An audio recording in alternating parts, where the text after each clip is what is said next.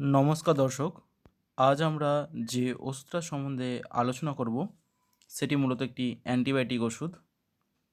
সেটার নাম হয়তো আপনারা কম বেশি শুনে থাকবেন। তো এটি একটি খুবই উপকারী অ্যান্টিবায়োটিক ওষুধ, যেটি সাধারণত অনেক ক্ষেত্রে আমরা ব্যবহার করে থাকি। তো আসলে জেনে নিই সেই অ্যান্টিবায়োটিক ওষুধটার সম্বন্ধে। তো এই রয়েছে আমাদের অ্যান্টিবায়োটিক ওষুধ, যার হচ্ছে আমরা দেখানোর চেষ্টা করছি। এটা হচ্ছে অ্যাজিকেম 500। অ্যাজিকেম 500 এটি একটা অ্যান্টিবায়োটিক ওষুধ, যেটি হচ্ছে কম্পোজিশন হচ্ছে azithromycin tablet. Azithromycin 500 mg main composition. তো এটি অ্যালকেম কোম্পানির তৈরি। আমরা দেখানোর চেষ্টা করব। এখানে এটা হচ্ছে অ্যালকেম কোম্পানির তৈরি। এই অ্যালকেম কোম্পানি এই ওষুধের নাম দিয়েছে অ্যাজিকেম 500। মূলত এই ওষুধটার মধ্যে রয়েছে অ্যাজিথ্রোমাইসিন। এই ওষুধটি বিভিন্ন কোম্পানি বিভিন্ন নামে মার্কেটিং করে থাকে, ঠিক আছে। যেমন আমরা সচরাচর পরিচিত হবে অ্যাজিথ্রল, এটিএম, এই ধরনের নাম অনুযায়ী আপনারা হয়তো পরিচিত থাকবেন। এটি হচ্ছে 500 mg ট্যাবলেট, তবে এটি আরেকটা ডোজ হয় যেটি হচ্ছে 250 mg ট্যাবলেট। এটা হচ্ছে 250 mg ট্যাবলেট অ্যাজিথ্রোমাইসিন 250, এটাও অ্যালকেম কোম্পানির তৈরি। এটা হচ্ছে অ্যাজিকেম 250। এটি হচ্ছে 6টাই পাতা স্টিপ হয়, আর 500টা সাধারণত 2টো স্টিপ হয়। তবে অনেক ক্ষেত্রে এটি 5টিও স্টিপ হয়ে থাকতে পারে অ্যাজিথ্রোমাইসিন 500 mg ট্যাবলেটটি। তো এই ট্যাবলেটগুলি ওষুধটা কখন আমরা ব্যবহার করব, কোন কোন ক্ষেত্রে ডাক্তারবাবুরা দিয়ে থাকেন বা প্রেসক্রিপশন করা হয় কোন কোন ক্ষেত্রে, সেটি আমরা জেনে রাখবো। এটি সাধারণত এক ধরনের অ্যান্টিবায়োটিক ওষুধ।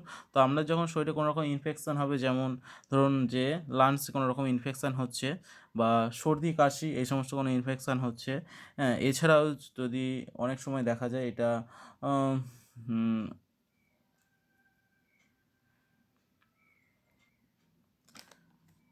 অনেক সময় দেখা যায় এটা যৌনবাহিত কোনো সমস্যার ক্ষেত্রেও এই ওষুধটি অ্যান্টিবায়োটিক হিসেবে সেখানে ব্যবহার করা হতে পারে। এই ওষুধটি খাওয়ার নিয়ম, তো অ্যাজিথ্রোমাইসিন 500 এই ওষুধটি খাওয়ার নিয়ম হচ্ছে আপনি খাবার খাওয়ার 1 ঘন্টা আগে ও অথবা খাবার খাওয়ার 2 ঘন্টা পর এই ওষুধটি নিতে পারবেন। সাধারণত এই ওষুধটি দিনে ওডি অর্থাৎ দিনে একবার নেওয়ার পরামর্শ দিয়ে থাকেন ডাক্তারবাবুরা। তো এটি যদি একবারই আপনাকে খেতে হবে, ওটা খেতে পারেন হয়তো যখন খাওয়া দাওয়া করছেন তার 1 ঘন্টা আগে ওষুধটা একবার খেতে পারেন, অথবা খাওয়ার 2 ঘন্টা পরে ওষুধটি একবারই কিন্তু খেতে হবে, সারাদিনে একবারই। এটা সঠিক হচ্ছে সাধারণত 24 ঘন্টা অন্তর একটা ডোজ। তো চেষ্টা করবেন যদি সকাল 9টায় খান, তো পরের দিনও সকাল 9টা ও তারপরের দিনও সকাল 9টায় এইভাবে খাওয়ার চেষ্টা করবেন। তো 24 ঘন্টা অন্তর খাওয়ার চেষ্টা করবেন। যদি এটি ডাক্তারবাবুরা আমাদের খাওয়ার আগে খাওয়ার পরামর্শ দেন তো অবশ্যই আগে খাবেন, অথবা এটা যদি বলে যে ডাক্তারবাবুরা বলে যে না এটা খাওয়ার পরে খাবেন, তো পরেও খেতে পারেন। এটি দুরকমভাবেই খাওয়া যায়। এটা সাধারণত ডাক্তারবাবুরা ডিসাইড করে তার পেশেন্টের বডি ওয়েট এবং তার শারীরিক শরীর দেখে, হ্যাঁ, যে কোনো রকম সমস্যা হবে নাকি খাবার আগে খেলে। আচ্ছা, এটি সাধারণত 3টি আমার কাছে ট্যাবলেট আছে। তো 3টি ট্যাবলেটের যে প্রাইস পড়ছে, যে দাম, সেটা হচ্ছে 79 টাকা 19 পয়সা 3টে ট্যাবলেটের দাম। তো এটি 5টা হয়ে থাকতে পারে, 3টে ট্যাবলেট আছে সাধারণত। আর হ্যাঁ, এটি মূলত যদি শুরু করা হয় অ্যান্টিবায়োটিক্সটা ওষুধটা, তো এটা সাধারণত 3 দিন অবশ্যই খেতে হবে। একদিন খেলাম তারপরের দিন গ্যাপ দিলাম, সেটা কখনোই করা যাবে না। প্রথম দিন, দ্বিতীয় দিন, তৃতীয় দিন তো খেতে হবেই। যদি ডাক্তারবাবুর প্রয়োজন হয় বা যদি প্রয়োজন হয় ওষুধটি আরও খাওয়ার, তো আরও 2 দিন বাড়ানো যেতে পারে, সেটা নিয়ে কোনো সমস্যা নেই। তবে এটি খারাপ দিক আছে প্রত্যেকটা ওষুধের।